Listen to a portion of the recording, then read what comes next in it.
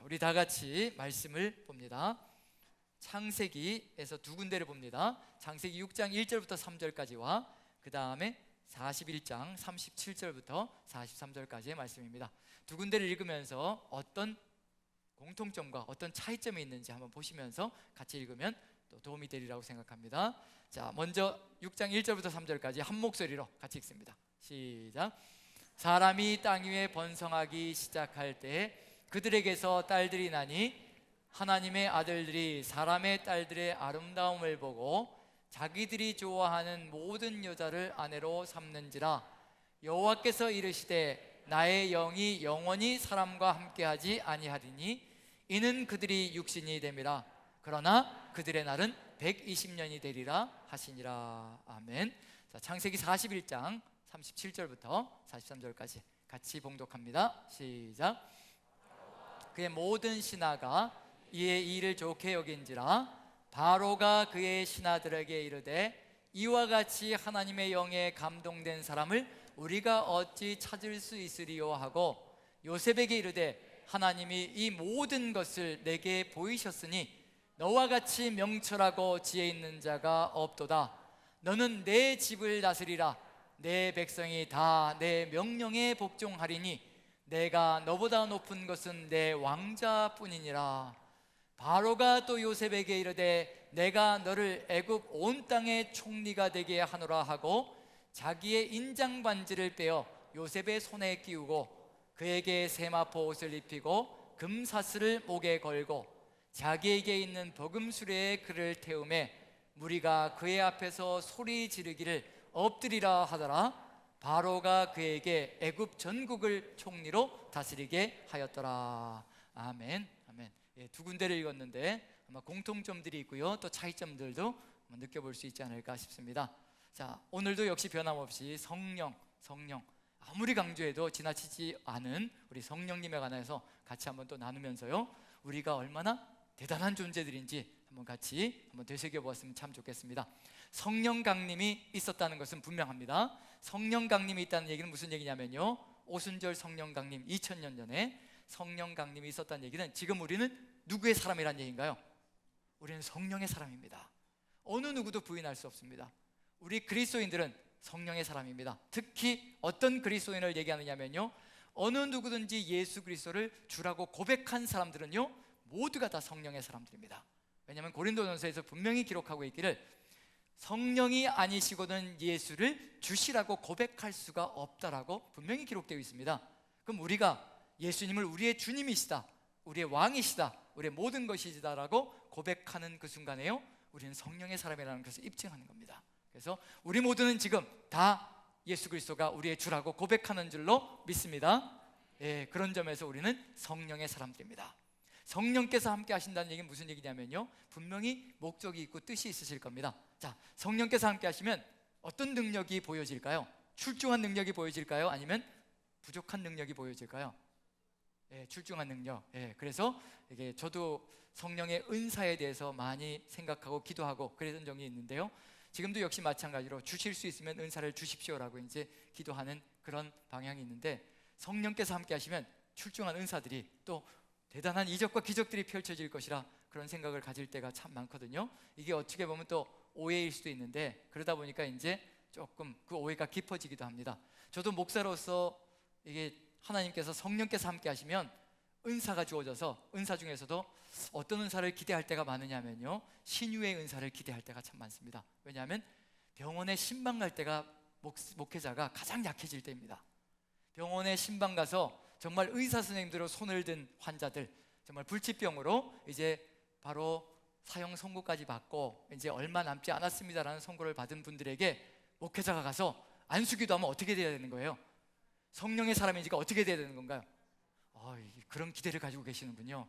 예, 죄송합니다. 제가 이 살아나길 바라시는 그런 기대를 가지고 계신데, 제가 지금까지 그런 분들에게 신방을 가서 정말 손을 붙잡고 이렇게 기도를 했는데, 안타깝게도 그 다음엔 또 임종 예배를 드려야 됐던 적이 상당히 많습니다. 예, 그런 경험들을 가지면서 얼마나 나약한 존재인가, 하나님 저는 도대체 뭡니까? 저에게 주신 성령의 은혜는 도대체 무엇입니까?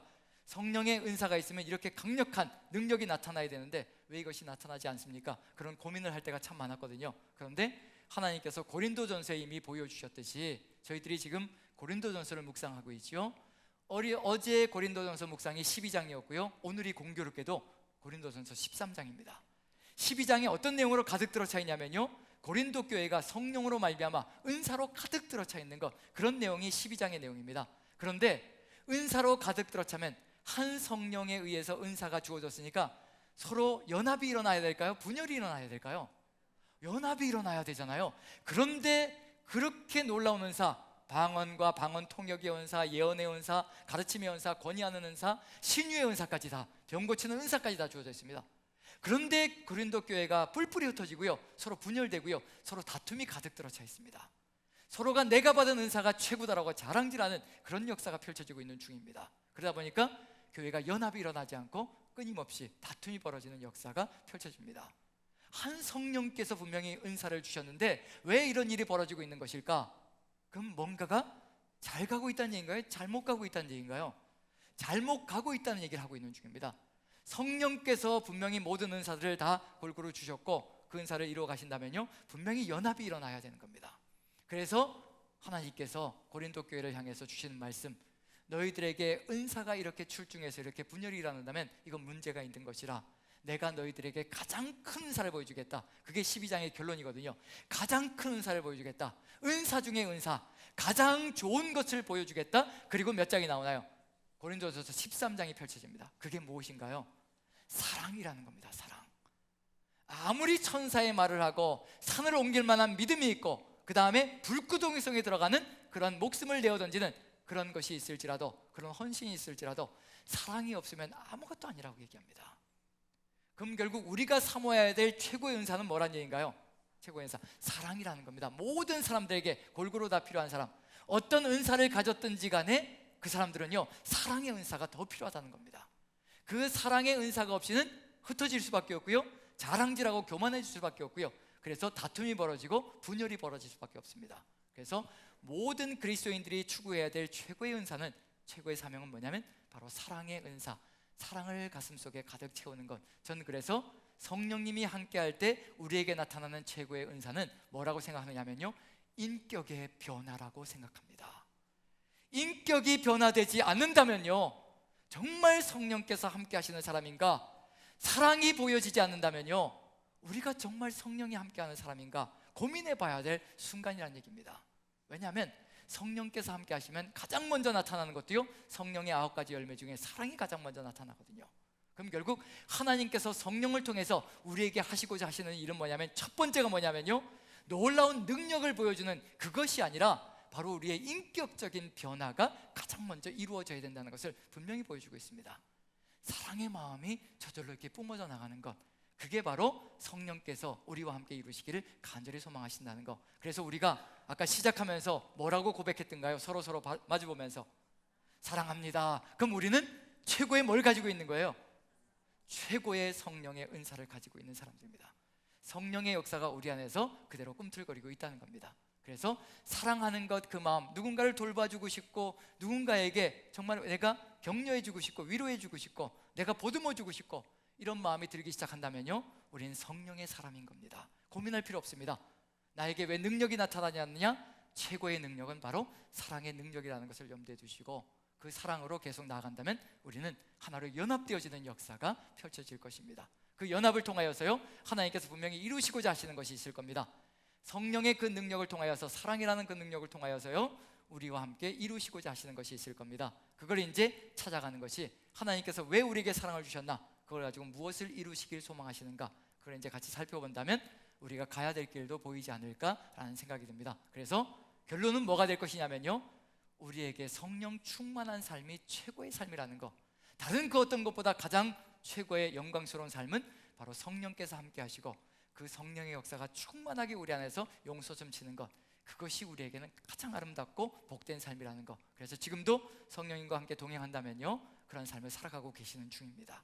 그럼 이 모든 말씀들을 다 이루어 가시고 계시다는 얘기니까 두려워할 필요가 없을 것 같습니다. 자, 그러면서요, 오늘 이제 나가야 될 내용은 이 사랑을 가지고, 성령이 주시는 이 사랑의 은사를 가지고 어떤 세상을 만들기를 소망하시는가? 무엇을 가지고 먼저 볼 것이냐면요, 창세기 6장 1절부터 3절까지 읽었던 말씀, 부정적인 내용부터 먼저 한번 살펴봅니다. 자, 창세기 6장 1절부터 3절을 다시 한번 보여주시죠.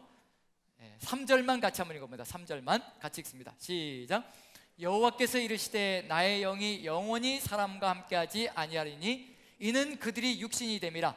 그러나 그들의 날은 120년이 되리라 하시니라. 여호와께서 나의 영이 영원히 사람과 함께하지 않고 떠나시겠다는 얘기인가요? 머물러 계시겠다는 얘기인가요? 떠나시겠다라고 선포하시는 겁니다. 이것처럼 인간의 역사 속에서 치명적인 역사가 없습니다. 성령께서 임하셨는데 그 성령께서 떠나신다고 하는 것처럼 인간 역사 속에 그 정도로 치명적으로 안타까운 역사가 없다는 얘기입니다. 그런 역사가 지금 펼쳐지고 있다는 얘기입니다. 그러면 주의 성령께서 떠나시면 어떤 역사가 펼쳐질 것인가? 그건 이미 답이 나와 있습니다. 성경을 창세기를 1장부터 6장까지 읽어보면요, 이미 거기에 어떤 세상이 벌어질 것인가가 이미 답으로 들어가 있습니다. 왜냐하면 창세기 1장 1, 2절만 읽어보아도요, 거기에 성령께서 하시는 역사가 무엇인가가 분명히 들어가 있습니다. 자, 창세기 1장 1, 2절 우리 암송도 하지요. 1부, 2부 예배 때는 제가 암송하자고 얘기 안 했는데 3부는 또 우리 탁월하신 분들이 오시니까, 그렇죠? 어디 가서 또 얘기하지 마세요. 1, 2부 오시는 분들한테 3부 얘기만 참석하신 분들만 탁월하다고 그러더라 그러지 마시고, 자, 우리 같이 한번 1절 2절 창세기 1장 1절 2절 같이 한번 암송해 봅니다. 시작. 태초에 하나님이 천지를 창조하시니라. 땅이 혼돈하고 공하며 흑암이 깊음에 있고 하나님의 영이 수면 위에 운행하시니라. 천지 창조를 누가 이루셨다고 되어 있나요?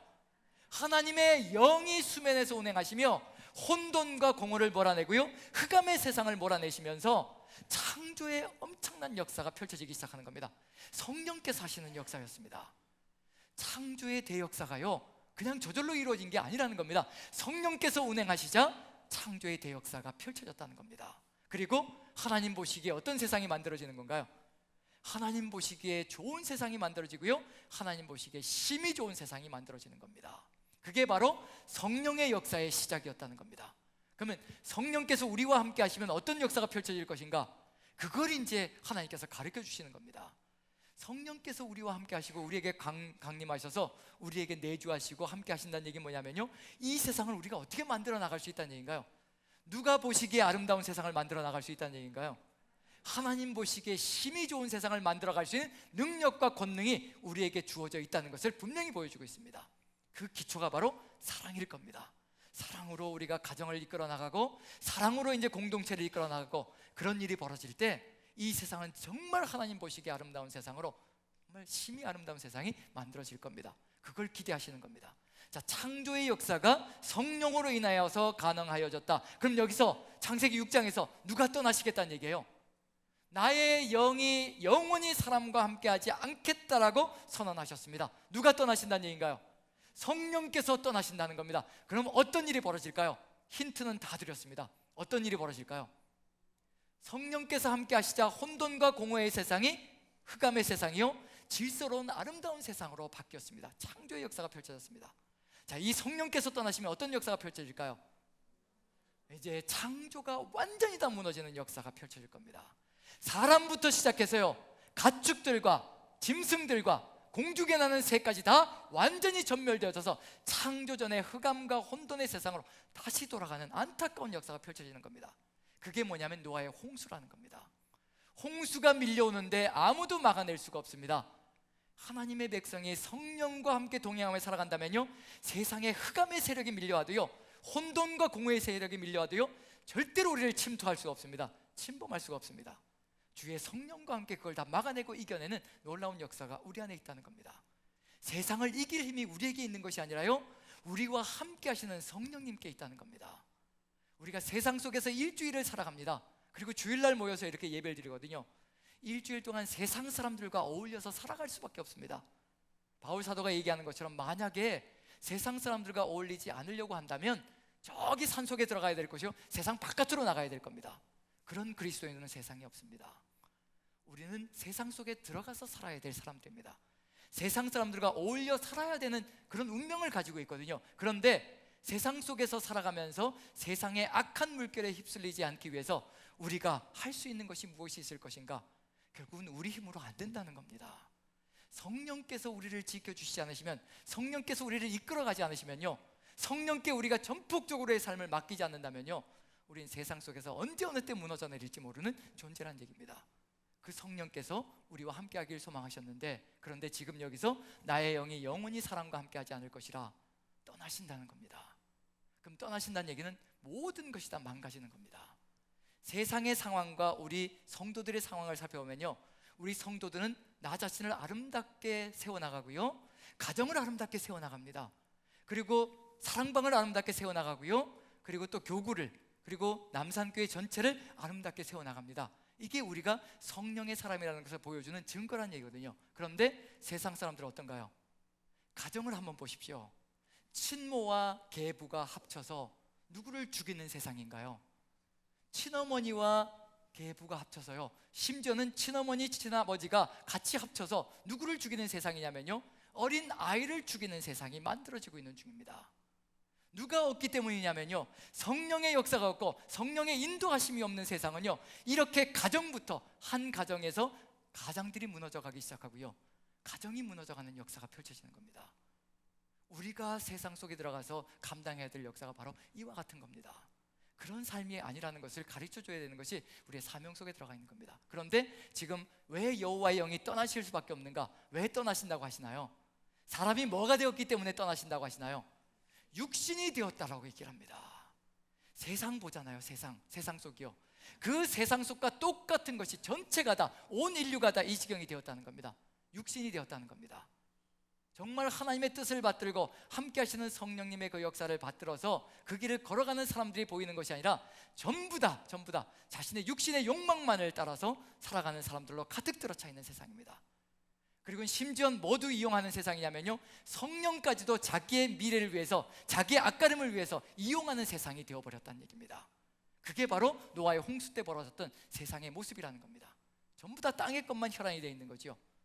저도 이 이야기를 읽으면서 저 자신을 돌아볼 때가 참 많습니다. 말씀을 읽으면서, 성경 말씀을 읽으면서요, 성도님들을 생각하는 것이 아니라 저 자신을 먼저 돌아봅니다. 그래서 늘 설교는 누구를 향해서 하느냐면요, 저 자신을 향해서 합니다. 그리고 일주일 동안 설교가 끝난 다음에 주일에 집으로 돌아가면서요, 뭐라고 고백하느냐면, 하나님께 간구하는 게 뭐냐면요, 하나님 제발 부탁드립니다. 제가 전한 말씀대로만 제가 살게 해주십시오. 그러면 될 것입니다. 하나님, 제가 전한 말씀대로 저도 살지 못하면 어떻게 성도님들을 이끌어갈 수 있겠습니까? 전한 말씀대로만 제가 살게 해주십시오. 그 간구와 그 고백이 저절로 쏟아져 나갑니다. 지금 여기에서도 분명한 건 뭐냐면요, 지금 육신이 되었다는 거, 저도 그런 고백을 할 때가 참 많습니다. 나도 또 하나님을 내 앞가림을 위해서 이용하고 있구나 라고 생각할 때가 참 많습니다. 어떤 때냐면요, 제가 남산교회 부임해서 가장 먼저 바라는 게 뭐였을까요? 이제 뭐 말씀을 전하면서 목회를 하기 시작하면 성도가 불어나야 될까요? 줄어들어야 될까요? 그렇죠, 불어나야 되지요. 근데 지금 줄었나요? 불었나요? 네, 그렇죠. 대답 안 해주셔도 됩니다. 저도 뼈저리게 느끼고 있는 상황이기 때문에. 자, 어쨌든 이 성도님들이 늘어나야 되는데 코로나고 뭐 다 필요 없습니다. 이건 뭐 핑계일 거리 뿐이고요. 어쨌든 코로나든지 뭐든지 간에 지금 우리 성도님들이 현장 예배 이게 나오는 것들이 발걸음이 아직은 원만하지가 않다는 얘기가 되는 거죠. 자, 이런 걸 보면서 부흥하기를 간절히 소망하고 기도합니다. 오자마자부터 시작해서 그런 기도가 가슴 가득히 들어찼거든요. 자, 그럼 이제 돌아봐야 될 게 뭐냐면요, 왜 남산교회 부흥을 원하고 있는가? 왜 제가 남산교회 부흥을 원하고 있을까요? 제 앞가림을 하고 싶어서 그러는 것일까요? 정말 한 사람이라도 더 정말 구원의 방주에 태우고 싶은 간절한 소망으로, 한 생명이라도 더 구원하고 싶은 그 열정으로, 그 세우고 싶은 그 열망으로 그렇게 부흥이 되기를 간절히 소망하고 있을까요? 어떤 쪽일까요? 1번일 때가 많았습니다. 1번일 때가요. 제 앞가림하고 싶은 거예요. 보여주고 싶은 거예요. 내가 이렇게 잘할 수 있다는 거, 내가 이렇게 대단하게 할 수 있다는 거, 나도 이렇게 대단한 목회 해볼 수 있다는 거. 그래서 1000명이 1500명 되고, 한 달 만에 1500명 되고요, 2달 만에 2000명 되고요, 1년 만에 3000명 되고요. 그래서 교회를 다시 짓고요. 교회 짓는 건 뭐 하고 싶지도 않지만요, 그건 뭐 사람 잡는 일이니까. 어쨌든 그렇게 열망하는 마음이 간간히 제 안에 들어오는 것을 깨닫습니다. 그 여러분들에게 고백을 드리는 겁니다. 저도 하나님을 무엇으로 이용하려고 하는 중이냐면요, 제 앞가림 하는 것으로 이용하려고 하고 있다는 겁니다. 목사도 이런데요, 성도님들은 오죽하시겠냐는 얘기예요. 우리가 한순간에 정신을 차리지 못하면요, 성령의 역사를 한순간에 잃어버리는 그 순간에요, 하나님의 일이 아니라 육신의 일을 따라서 갈 수 있는 존재가 될 수 있다는 것을 저 자신이 뼈저리게 느끼고 있는데 어찌 아니다라고 얘기할 수가 있겠습니까? 지금 우리의 삶 속에서 우리가 지금 창세기 6장에서 홍수가 벌어질 때 천지가 다 진멸되어지고 끝장나는 그 순간에요, 육신의 일만 생각하는 사람들로 가득 들어차 있었다라고 얘기를 합니다. 우리도 솔직히 한번 고백해 봅니다. 무엇을 위해서 기도하고 있는 중인가요? 우리가 나 잘 되는 것, 심지어 나 잘 되는 것으로 멈추지 않죠. 내 자식들까지 좋은 직장에서 그냥 정말 호의호식하면서 잘 되기를 바라는 마음이 가득 들어차 있잖아요. 그게 도대체 무엇을 위한 것인가? 정말 하나님을 위한 것인가? 아니면 나 자신을 위하고 내 자식이 잘 되는, 세상 속에서 성공하는 것을 바라는 그런 마음으로 가득 들어차 있는 것인가? 그게 바로 창세기 6장의 이 내용과 무엇이 다를 것인가 한번 돌아보자는 얘기입니다. 제가 제 이야기까지 끄집어내면서 이렇게 말씀드리는 이유는, 우리가 이걸 긁어내지 않으면요, 육신에 들어가 있는 것, 내 육신적인 욕망과 내 갈망들과 내 열망들을, 이것을 긁어내지 않으면요, 성령의 역사는 소멸되어질 수 있고요, 성령의 역사가 소멸되어지는 그 순간에 성령께서 나와 어찌 평생을 함께 걸어갈 수 있겠냐는 얘기예요. 끊임없이 육신의 일만 생각하고 자기 앞가림만 하려고 하는데, 지금 그런 상황이 이 자리에서 벌어지고 있는 중입니다. 하나님께서 영원히 함께하지 않겠다라고 선포하시며 떠나시고 있는 중이거든요. 자, 영원히 떠나버리시면 어떻게 될까요? 인간은 어떻게 될까요? 희망이 있나요? 희망이 없나요? 이렇게 질문을 드려야 대답을 해주시는군요. 자, 희망이 있습니까? 없습니까? 희망이 없지요. 여호와의 영이, 하나님의 영이 떠나버리시면요, 우린 희망조차 가져볼 수가 없습니다. 무엇을 가지고 살아야 될지, 어떻게 살아가야 될지 방향조차 잡지 못하고 살아가는 것이 하나님이 떠나가실 때 우리에게 벌어지는 일입니다. 그럼 당연히 아비규환이 벌어지겠죠. 난장판이 벌어질 겁니다. 그럼에도 불구하고 영원히 사람과 함께하지 않겠다라고 떠나신다고 하십니다. 자, 이 영원이라는 말, 우리가 몇 주 전에 같이 말씀을 나눴죠. 영원히 떠나신다, 다시는 안 돌아오신다는 얘기인가요? 아니면 다시 돌아오실 수 있다는 얘기인가요? 다시 돌아오실 수 있다. 어떻게 하면요, 여기에 나와 있는 이 문제가 무엇인지를 깨닫고 하나님의 갈망이 무엇인지를 가슴속에 새긴다면 여호와의 영이 다시 돌아와 우리와 함께 하시며 또 아름다운 세상을 만들어갈 수 있는 그런 길을 열어갈 수 있을 것이라, 그걸 지금 보여주고 있는 중입니다. 인간이 육신이 되었기 때문에 떠난다면 인간이 육신의 일을 끊어내고 누구의 뜻을 받들면 된다는 얘기인가요? 성령의 일이 무엇인지, 성령의 뜻이 무엇인지, 하나님의 마음이 어떠하신지 그 길을 바라보며 걸어간다면 이 세상은 달라질 수 있는 길을 열어갈 수 있을 것이라는 거. 하나님은 여기서 영혼이라고 말씀해 놓으셨거든요. 자, 영혼이라면 이걸 만약에 세상 사람들이 읽는다면, 우리 그리스도인이 아니라요, 세상 사람들이 읽는다면 어떤 마음을 가질까요? 영원히 사람과 함께하지 않는다 하시고 오순절 성령 강림 때 오셨어요. 그럼 세상 사람들이 읽으면 모순인가요? 모순이 아닌가요? 모순이죠. 그럼 하나님을 뭐라고 얘기할까요? 세상 사람들은요, 니네 하나님은 아침 다르고 저녁 다르고 이렇게 얘기했다 저렇게 얘기했다, 그런 신을 뭐하러 따라가냐? 그렇게 끊임없이 변질되어지고 변화되어지고 자기 말도 제대로 지키지 못하는 신인데 뭐하러 따라가느냐? 자, 세상 사람들이 이렇게 얘기하면 어떻게 될까요? 우리는 어떻게 변호해야 될까요? 하나님을 우리가 변호하는 것이 아니라 하나님은 우리의 변호조차도 필요 없는 분입니다. 어떤 하나님이시냐면요, 나는 실없다는 소리 들어도 좋다, 나는 세상 사람들이 부의소도 좋다, 내가 영원히 않는다고 했다가 또다시 너에게 와서 영원히 함께 한다고 얘기하는 그것으로 인해서 세상 사람들이 나를 실없는 신이다, 그리고 조롱하고 비웃고 따라갈 신도 아니다라고 얘기해도 상관없다는 겁니다. 너희들이 내 마음을 깨닫고 내 뜻을 따라서 걸어가며 내 마음만 이해한다면 세상 사람들 다 비웃고 조롱해도 나는 괜찮다. 그분이 누구시냐면요, 우리 하나님이십니다. 조롱당하시는 것도 비웃음 당하시는 것도요, 우리만 하나님의 뜻을 깨닫고 걸어갈 수만 있다면 그것도 다 마다하지 않으시는 분이 바로 살아계신 우리 하나님이십니다. 전능하신 하나님께서 사람들의 조롱거리가 되어지는 것도요, 마다치 않으시겠다는 겁니다. 그 정도로 지금 우리에게 말씀하시는 것이 있다는 겁니다. 제발 내 마음을 알아달라는 겁니다.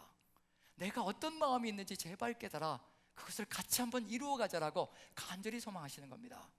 우리가 성령의 사람이 된다는 것은 무슨 얘기냐면요, 성령께 내 모든 것을 맡겨드리는 겁니다. 사용하십시오. 제가 계산하지 않겠습니다. 제가 계산해가지고 수학적인 계산을 해가지고 답이 나와야 하나님의 뜻을 따르고, 답이 안 나오면 제가 거부하고, 그런 삶을 사지 않겠습니다. 계산을 해도 마이너스가 나오는 한이 있더라도 하나님께서 저를 이용하시고자 하시면 제 삶에 마이너스가 나고 모든 것이 다 무너져 내릴지라도 사용하십시오. 쓰십시오. 우리 주님께서 쓰시면 세상이 달라질 것을 내가 믿기에, 제 인생도 달라질 것을 믿기에 하나님께 다 맡겨드립니다. 그런 사람과 함께 하나님께서 역사하시기 시작하면 어떤 세상이 만들어질 것인가, 그걸 기대하시는 겁니다. 그래서 창세기도요, 분명히 나의 영이 영원히 사람과 함께하지 아니하리라 라고 말씀해 놓으셨는데요, 창세기 안에도 여호와의 영이, 하나님의 영이 돌아오셨습니다. 사람에게요. 누구일까요? 그 사람이 누구일까요? 오늘 두 군데 말씀을 읽었죠. 그렇죠. 누구죠? 요셉입니다. 창세기 안에 영이란 단어가 또 등장하는 것이 요셉의 이야기 속에 들어가 있습니다. 하나님께서 사람과 함께 하겠다고 오신 건가요? 오지 않으신 건가요? 오셨다는 겁니다. 오순절 성령 강림 때만 오신 것이 아니라요, 이미 창세기 안에서도 바꾸기만 하면 언제든지 함께 하시기를 소망하시며 오신다는 얘기입니다. 그 사람이 바로 요셉이라는 사람입니다. 요셉의 이야기 속에 성령, 하나님의 영이라는 단어가 처음으로 또 등장합니다. 그럼 이제 요셉의 이야기가 우리에게 주는 교훈은 뭐가 될 것이냐면요, 이렇게 걸어가면 하나님께서 사용하셔서 하나님의 뜻을 이루어가는 존재가 될 것이라, 그리고 하나님께서 이 사람과 함께 어떤 역사를 이루길 원하는가, 그걸 이제 요셉의 이야기를 통해서 보는 겁니다. 그럼 우리에게도 주시는 하나님의 뜻이 있을 것이라 믿고요. 자, 41장을 봅니다. 41장 다시 한번 37절 38절 두 구절만 읽어봅니다. 두 구절 같이 시작. 바로와 그의 모든 신하가 이 일을 좋게 여긴지라 바로가 그의 신하들에게 이르되 이와 같이 하나님의 영에 감동된 사람을 우리가 어찌 찾을 수 있으리요 하고, 여기에 드디어 하나님의 영이 누구와 함께 하신다는 얘기예요? 요셉과 함께 한다는 겁니다. 영원히 함께 하지 않겠다라고 선포하신 그 하나님께서 창세기 안에도 마음을 바꾸신 거예요. 하나님께서 마음을 바꾸실 수 있는 그 삶을 살아갔던 이 사람은 도대체 누구인가? 어떻게 걸어갔기에 하나님께서 함께 하시며 역사를 바꾸시고 계시는가? 우리에게도 상당히 중요한 교훈이 주어질 겁니다. 그런데 38절 제가 다시 한번 읽습니다. 어떤 특징이 있는지 한번 보십시오. 바로가 그의 신하들에게 이르되 이와 같이 하나님의 영에 감동된 사람을 우리가 어찌 찾을 수 있으리요? 누가 알아보고 있는 중인가요? 누가? 바로가, 세상 제국의 황제가 떵떵거리고 큰소리 치면서요, 우상 숭배로 가득 차 있는 제국의 황제인 바로가요, 이 자신이 신이라고 큰소리치는 바로가요, 누구를 알아보고 있냐면요, 요셉을 알아보고 있습니다.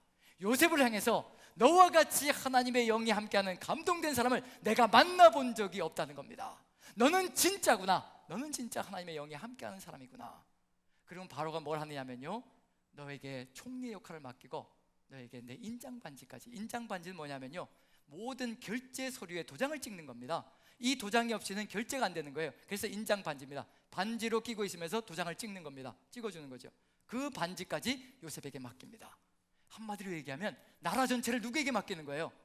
요셉에게 맡기는 겁니다. 왜 맡기는 건가요? 요셉에게서 뭘 받기 때문에요? 하나님의 영이 함께하는 걸 보았기 때문에 맡기는 겁니다. 이게 우리 자녀들에게 벌어져야 될 일입니다. 세상의 재벌들이요, 재벌 회장이요, 우리의 자녀들을 보고요, 자녀들을 보고 뭐라고 얘기하는 거냐면요, 자네같이 하나님의 영이 출중하게 들어있는 사람은, 이렇게 성실하고 진실한 사람은 내가 본 적이 없네. 내가 모든 결제를 내가 하는 것이 아니라 자네에게 다 맡기겠네. 그럼 회사가 어떻게 돌아갈까요? 말아먹나요? 네, 절대 아니죠. 누구의 뜻을 따라 이끌어가는 건가요? 하나님의 뜻을 따라. 그래서 우리 자녀들을 위해서 기도할 때 최고의 기도 제목은 뭐냐면요, 성령 충만한 자녀들이 되게 하여 주시옵소서. 기술이고 지식이고 이런 건 둘째 문제고요, 첫 번째가 뭐가 돼야 되냐면요, 성령 충만함으로 성령과 함께 동행하는 사람 되게 하여 주시옵소서. 그러할 때 세상 사람들까지도 알아보고 자신의 모든 것을 맡길 수 있는 존재가 되게 하여 주시옵소서. 세상이 어떻게 변할 것인지 한번 생각해 보십시오. 하나님의 사람, 하나님의 영이 함께하는 사람에게 나라 전체가 맡겨지는 겁니다. 하지만 우리가 반드시 봐야 될 건 뭐냐면요, 하나님께서 요셉에게 애굽 나라 전체를 맡기고 고대 근동 나라를 전체를 맡길 때 한순간에 이루어지는 일이 절대 아니라는 겁니다. 성령과 함께 동행하는 훈련의 연단의 시간이 반드시 필요합니다. 자, 요셉이 17세에 팔려갔습니다. 17세 형들에 의해서 팔려간 거죠. 노예로 팔려갔습니다. 다른 나라에. 만약에 우리가 17살 사춘기 때 민감한 그 시기에요. 형들에 의해서, 가족에 의해서 새우잡이배 원양어선에 팔려갔습니다. 부모님이 돈을 다 챙겨갔고요. 그 다음에 또 받는 거라고는 아무것도 없습니다. 학대와 고통과, 원양어선 타면은 뭐 경험해 보진 않았지만 이미 인터넷 뉴스로 다 알고 있지요. 어떤 일이 벌어지는지. 자, 그렇게 팔려갔습니다. 우리 마음속에 어떤 마음이 들까요? 17세입니다. 어떤 마음이 들까요? 하나님의 뜻을 깨달으려고 하는 마음이 든다? 아니면 복수심으로 가득 들어 찬다?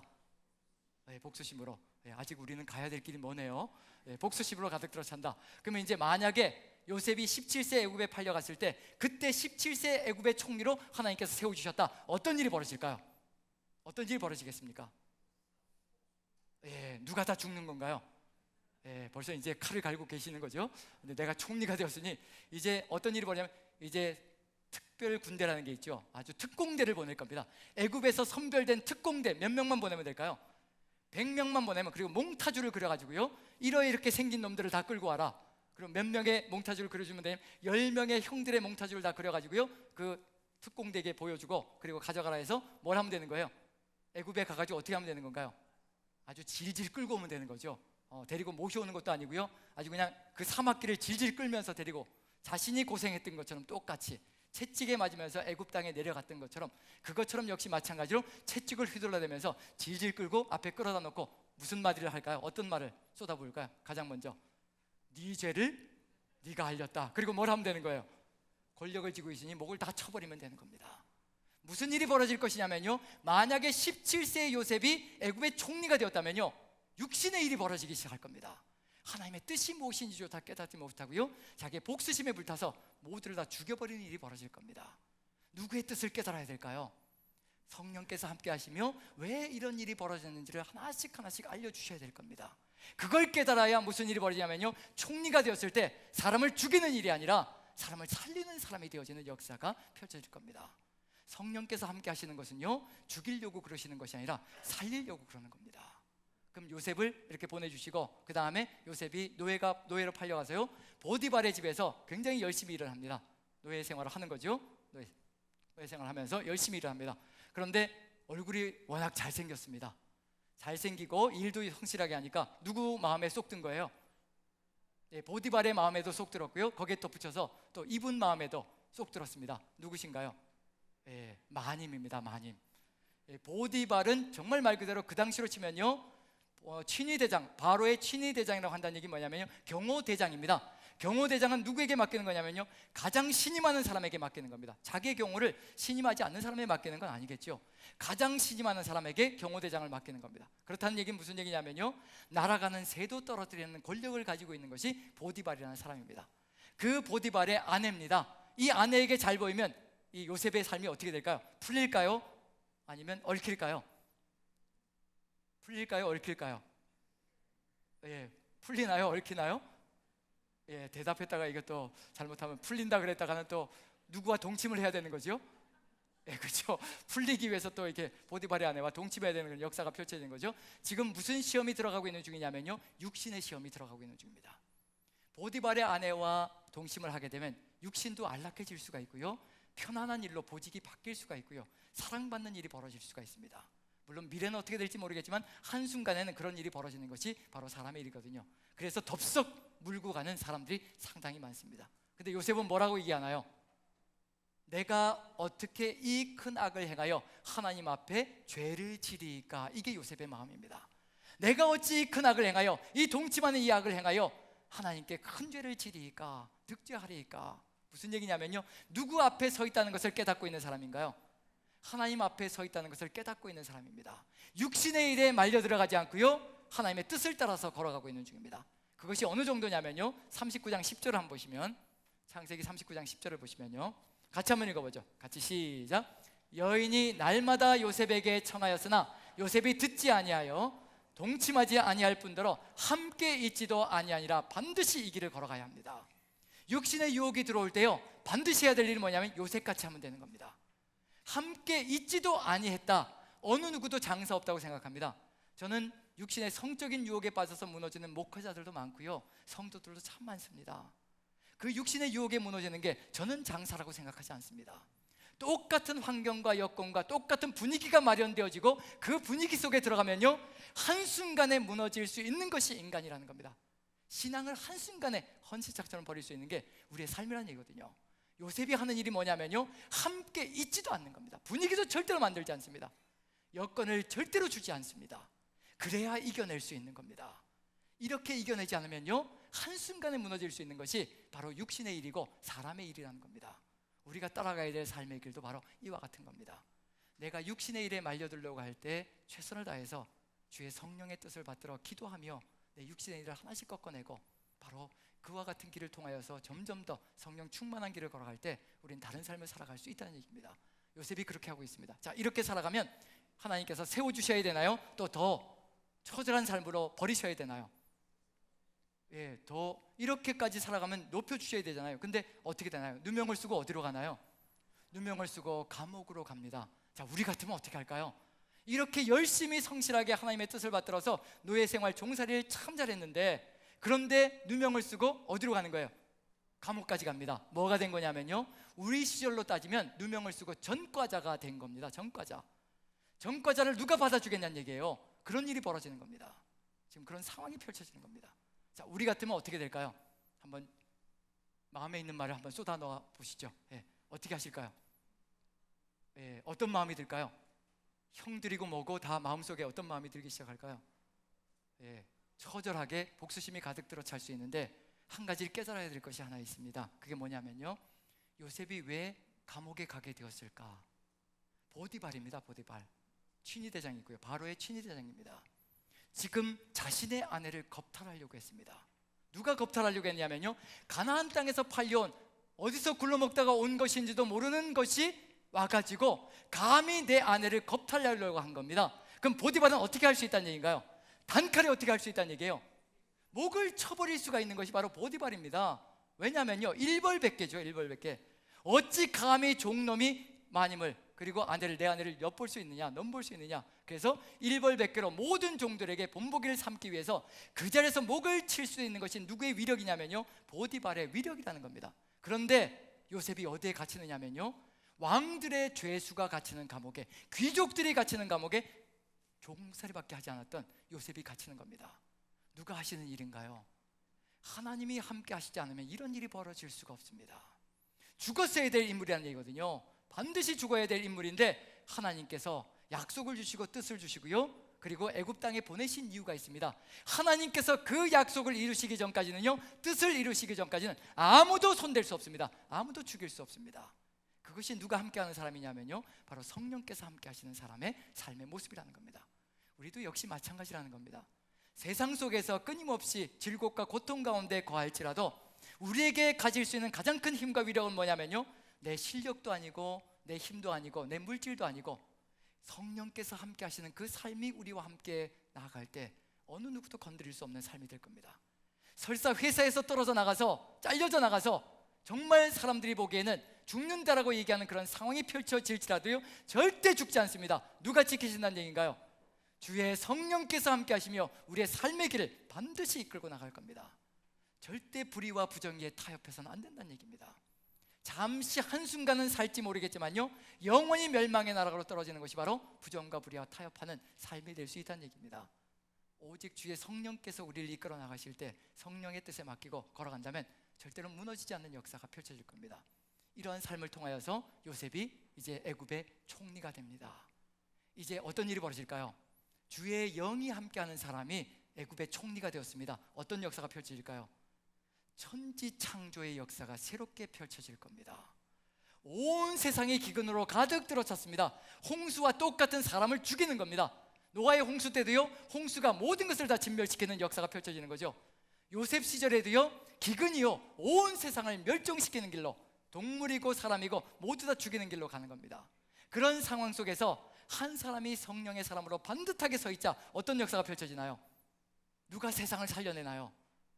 바로 요셉이 세상을 살려내는 역할을 맞이합니다.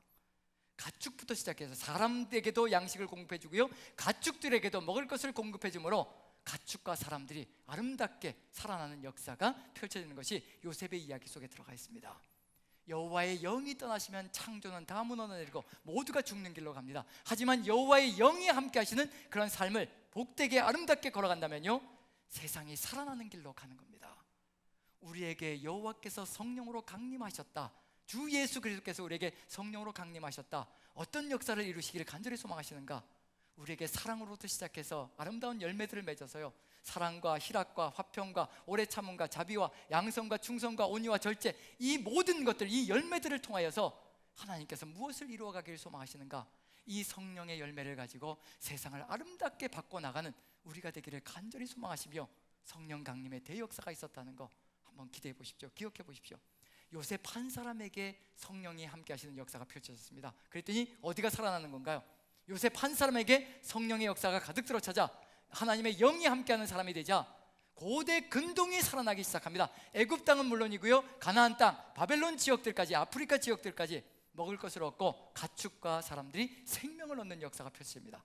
한 사람의 역사가 그 정도로 위대하다는 겁니다.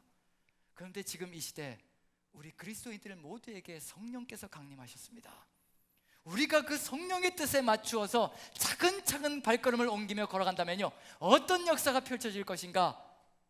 한 사람의 성령의 역사로 말미암아 고대 근동 지역이 이렇게 살림의 길로 갔다면요, 우리 모두 그리스도인들이 주의 뜻을 받들어서 성령의 길을 걸어간다면 온 세상이 새 역사를 맞이할 것이라.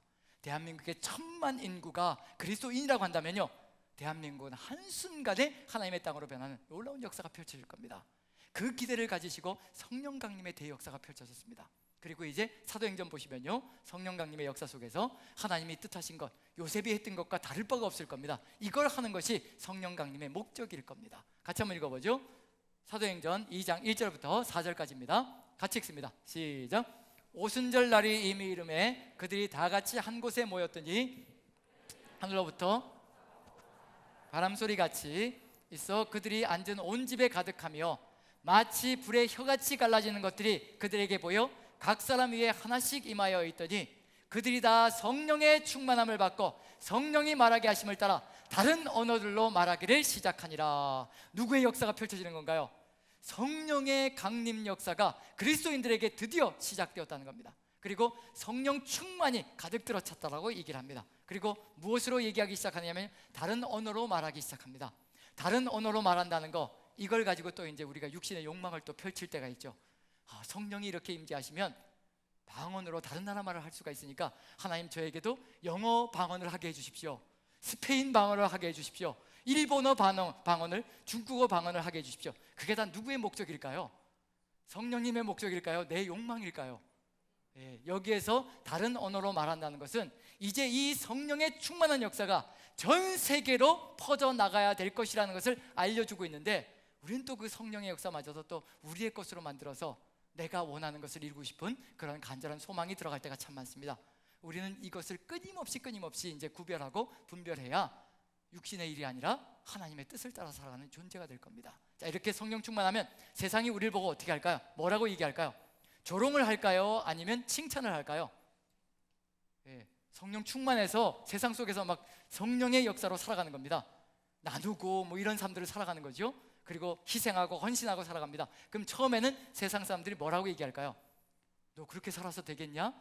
그리고 뭐라고 얘기하죠? 그렇게 순진하게 살아서 되겠냐? 그래서 세상 사람들이 우리를 비웃고 조롱하는 일이 벌어질 겁니다. 성령 충만한 역사도 역시 마찬가지로 똑같은 일이 벌어졌습니다. 똑같은 일이 벌어진다고 얘기합니다. 2장을 다시 한번 보시면요, 다른 부분을 12절부터 12, 13절만 한번 읽어봅니다. 두 구절만 같이 시작. 다 놀라며 당황하여 서로 이르되 이 어찌된 일이냐 하며 또 어떤 이들은 조롱하여 이르되 그들이 새 술에 취하였다 하더라. 성령 충만한 것을 세상 사람들은 뭐라고 얘기하냐면요, 술 취해서 저래, 정신 못 차려서 저러는 거야. 앞가림도 못하는 것들이 무슨 저렇게 살아간다고 저렇게 큰 소리 치는지 세상 사람들이 처음에는 성령의 역사를 조롱합니다. 하지만 이 조롱을 받는다고 해서 주눅들면 절대 안 됩니다. 이것에 주눅들면요 무릎 꿇게 되어 있습니다. 하지만 이 세상의 조롱을 무엇으로 바꿔나가는 것이 우리의 사명이냐면요, 칭찬으로 바꿔나가는 것. 그건 어떻게 할 때 이루어지느냐면요, 우리가 끝까지 성령의 역사에 우리를 놓치지 않고, 끈을 놓치지 않고 그 성령의 역사 따라서 우리의 삶을 이끌어 나갈 때 세상도 우리를 달리 보게 되어 있습니다. 그래서 마지막 부분을 보시면요, 이 성령 충만함이 연결되는 것, 마지막 부분 한번 봅니다. 43절부터 같이 한번 읽어봅니다. 같이 시작. 사람마다 두려워하는데 사도들로 말미암아 기사와 표적이 많이 나타나니 믿는 사람이 다 함께 있어 모든 물건을 서로 통용하고 또 재산과 소유를 팔아 각 사람의 필요를 따라 나눠주며 날마다 마음을 같이하여 성전에 모이기를 힘쓰고 집에서 떡을 떼며 기쁨과 순전한 마음으로 음식을 먹고 뭘로 가득 들어찬 삶이냐면요, 성령 충만함을 잃지 않고 교회가 살아가고 있는 중입니다. 성도님들이 살아가고 있는 중입니다. 그랬더니 믿는 사람이 다 함께 있어서 모든 물건을 다 통용하고 재산과 소유를 팔아서 필요한 대로 나눠주는 역사가 펼쳐집니다. 어느 때 이런 일이 벌어진다고 얘기하느냐면요, 우리가 성령 충만할 때 우리의 것을 나눌 수가 있습니다. 절대로 우리가 우리 스스로 나누지 못합니다. 어떻게 일해서 번 돈인데, 내가 어떻게 노력해서 번 것인데 이걸 다른 사람에게 주라고 옮기라고 그러시는 겁니까? 우리 육신의 생각으로는요 절대 할 수가 없습니다. 저도 마찬가지입니다. 육신의 생각으로는요 문득문득 아까운 생각이 가득가득 들어찹니다. 하지만 성령 충만할 때 가능해지는 겁니다. 성령께서 우리를 움직여 가실 때 그제서야 가능한 겁니다. 그리고 나서 47절 보시면요 이런 일이 벌어집니다. 같이 한번 읽어보죠. 시작. 하나님을 찬미하며 또 온 백성에게 칭송을 받으니 주께서 구원받는 사람을 날마다 더하게 하시니라. 온 백성에게 예수 그리스도를 구주로 고백하지 않는 사람들까지도 한 마음이 되어서, 조롱했던 사람들까지 한 마음이 되어서요 누구를 칭송하느냐면요 바로 성령 충만한 그리스도인들을 향해서 칭송하는 역사가 펼쳐집니다. 지치지 말아야 합니다. 선을 행하되 낙심하지 말아야 되고요 지치지 말아야 합니다. 그래야 세상을 바꿀 수가 있고요 세상 사람들에게 감동을 줄 수가 있습니다. 그리고 마지막에 나타나는 건 주께서 구원받는 사람을 날마다 더하게 하시니라.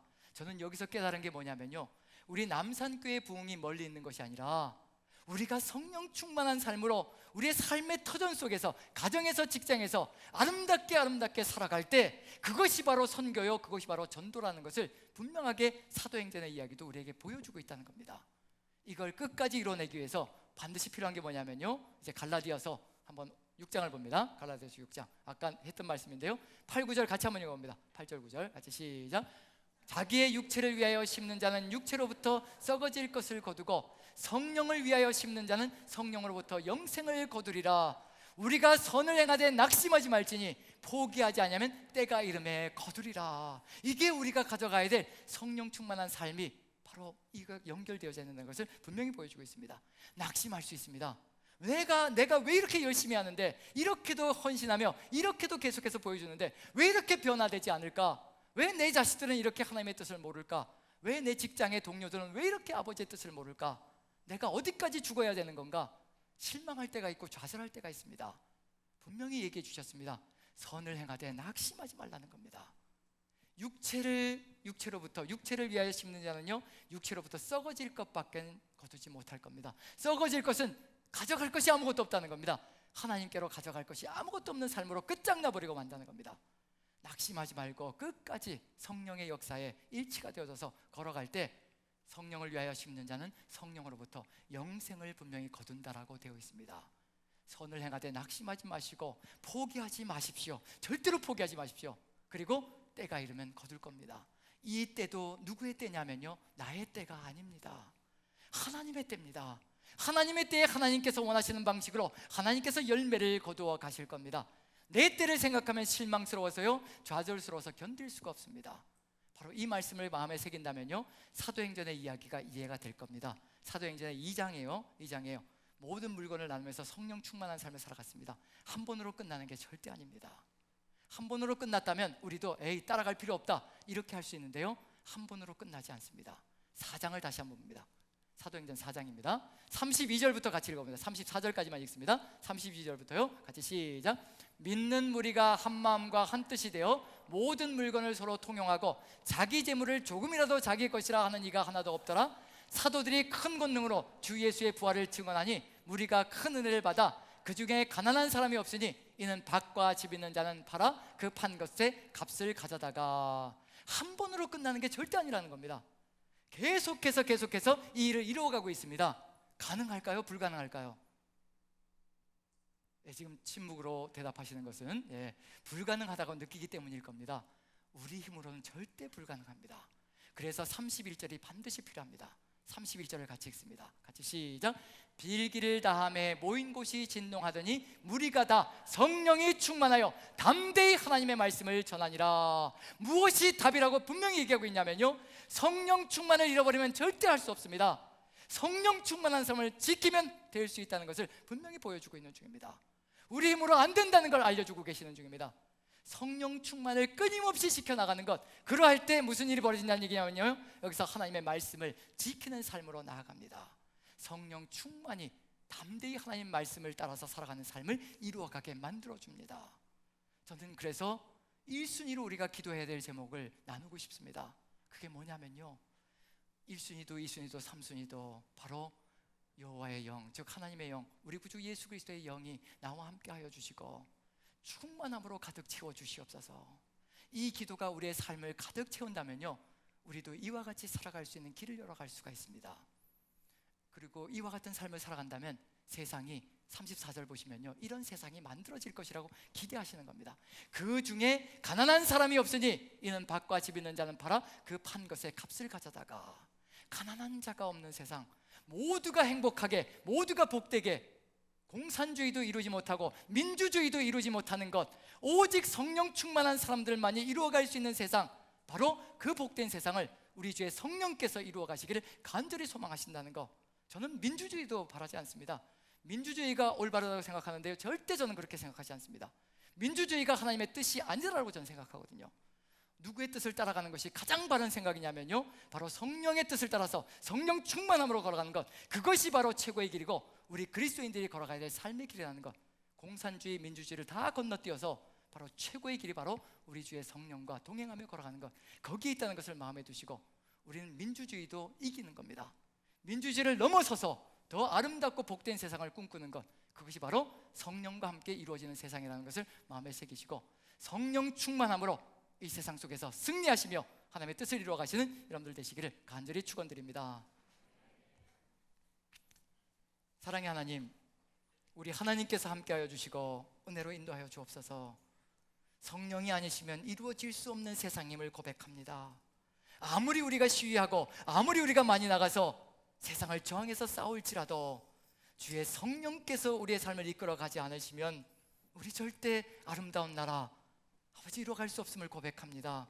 우리 주의 성령께서 우리를 사로잡으시고 이끌어 가시며 함께하여 주시어서 성령 충만함으로 평생을 걸어갈 수 있는 우리가 되게 도와주시옵소서.